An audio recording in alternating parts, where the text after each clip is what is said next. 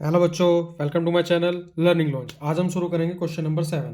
देखो question number 7 के अंदर क्या लिखा है, टू कंसेंट्रिक सर्कल्स और are of radii 5 centimetre 3 centimetre, find the length of a कोड larger circle while the touch is small centre, मतलब स्मॉल सर्कल। देखो कंसेंट्रिक सर्कल वो होते हैं जो सेम सेंटर से सर्कल बनता है, जैसे मैंने बनाया एक छोटे वाला एक बड़े वाला, ठीक है। और इसके अंदर बोला गया है कोड। कोड कौन सी होती है आपको पता है, जब एक सर्कल से हम अंदर दो लाइन टच करते हैं तो कोड होती है। इसने क्या बोला है कि ये जो हमारी कोड है, चलो हम यहाँ से बनाते हैं, ये मान लो मेरी कोड है, ठीक है। ये कोड मेरी, ये बड़े वाले की कोड हो गई और छोटे वाले से टच होके जा रही है, मतलब छोटे वाले की टेंजेंट हो गई।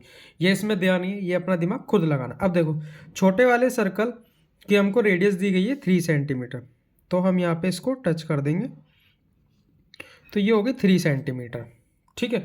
अब एक चीज़ और देखो यहाँ पे, जब ये 3 सेंटीमीटर है, ये छोटे वाले सर्कल की हमारी टेंजेंट है और ये हमारी रेडियस आ रही है, तो ये मेरा 90 डिग्री का एंगल बना रही है दोनों जगह, ठीक है। और ये देखो अगर मैं इसको बड़े वाले से टच कर दूं, सेंटर से ही जा रही है ये चीज़ इस सर्कल के एंडिंग तक, ठीक है। तो हमको ये वाली हाइट भी दी गई है। कैसे दी गई है ये वाली, ये हमको 5 सेंटीमीटर, देखो बड़े वाले सर्कल की रेडियस ही तो है ये एक तरीके से, तो ये हो गया मेरा 5 सेंटीमीटर, ये 3 दिया हुआ है, ठीक है। ये भी मेरा 5 हो गया, ये मेरा ओ हो गया, ठीक है। अब हम इसको नाम दे देते हैं ए, ठीक है, बी,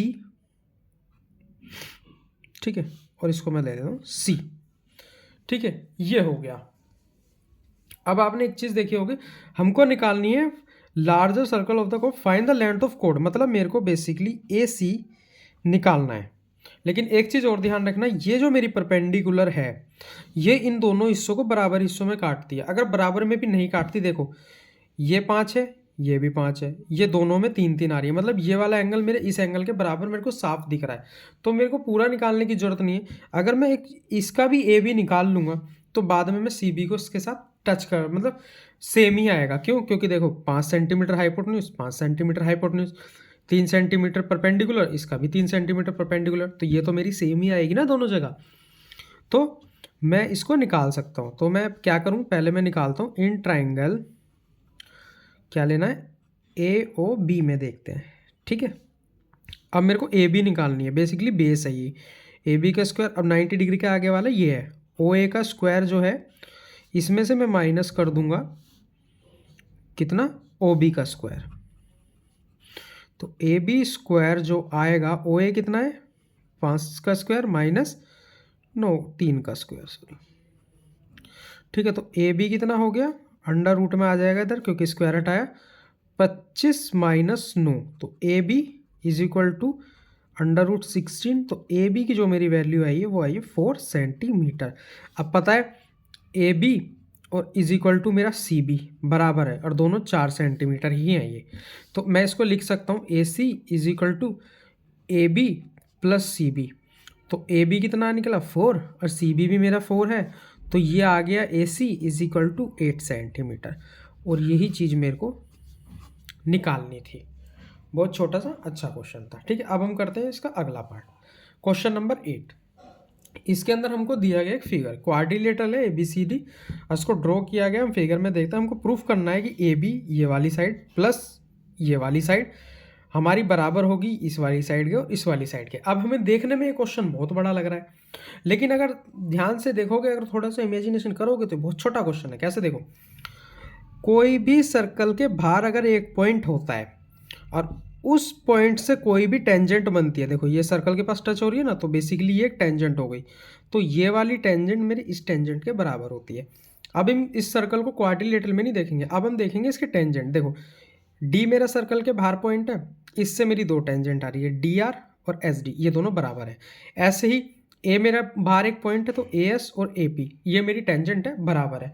अब इसको कैसे लिखना है, देखो इसको लिखना है सीक्वेंस में। कैसे? देखो पहले हम लेंगे एस डी, एस डी बराबर होगा मेरा, एस डी बराबर होगा मेरा डी आर के, डी आर के, ठीक है। अब एस डी लिया तो इसके नीचे यही लेंगे हम, ए एस या फिर S A is equal to A P, A P आ गया, ठीक है। अब यहाँ देखो ए पी के साथ मेरे को लाइन तो जोड़नी है क्योंकि मेरे को आगे प्लस करना है, ए पी प्लस लेना पड़ेगा मेरे को ये पी बी, तो मैं अभी लूँगा यहाँ पे पी बी इधर ले लूँगा, बराबर होगा क्यू बी के, मतलब बी क्यू के।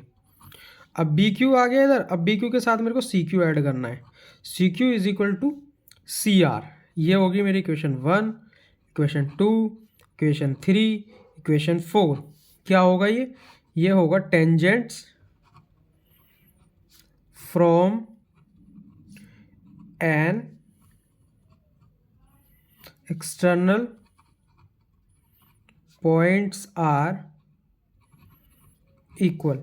ये एक थ्योरम के अंदर प्रूफ भी किया गया है, ये इसकी एक थ्योरम है। आई थिंक वो थ्योरम 10.2 है या फिर उसके बाद वाली है, मेरे को एग्जैक्ट ध्यान नहीं, लेकिन अगर आप कहोगे तो मैं वो थ्योरम भी अच्छे से आपको समझा दूंगा, आप एक बार कमेंट कर देना, ठीक है। अब देखो अभी हम इन सबको ऐड करेंगे। एडिंग इक्वेशन 1, 2, 3 एंड 4, इन दो चारों को अब हमें प्लस करना है। अब इधर वाली साइड इधर प्लस होगी, इधर वाली साइड इधर प्लस होगी। S D plus S A plus B Q plus C Q is equal to D R plus A P plus P B plus C R. S D और S A, S D और S A मैं इसको A D लिख सकता हूँ पूरा, plus B Q और C Q मैं इसको लिख सकता हूँ पूरा का पूरा B C is equal to D R plus, मतलब डी आर प्लस कितना है, D R plus R C, इसके अंदर है ना ये रहा सी आर। बात एक है, इन दोनों को मैं क्या लिख सकता हूँ, मैं इन दोनों को डी सी लिख सकता हूँ या सी डी लिख सकता हूँ, सी डी, ठीक है। प्लस अब अगला बचा मेरा A P plus P B, तो मैं इसको क्या लिख सकता हूँ, ए बी। और यही मेरे को प्रूफ करना था। ये देखो A B plus C D, तो A B plus C D is equal to A D plus B C, A D plus B C, दोनों बराबर है।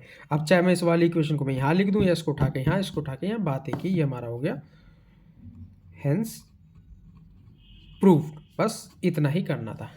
आई होप आपको मेरा पढ़ाया हुआ समझ में आया होगा। समझ में आया तो मेरे चैनल को लाइक एंड सब्सक्राइब करें, अपने फ्रेंड्स में भी शेयर करें। बाकी के नेक्स्ट क्वेश्चन नेक्स्ट वीडियो में।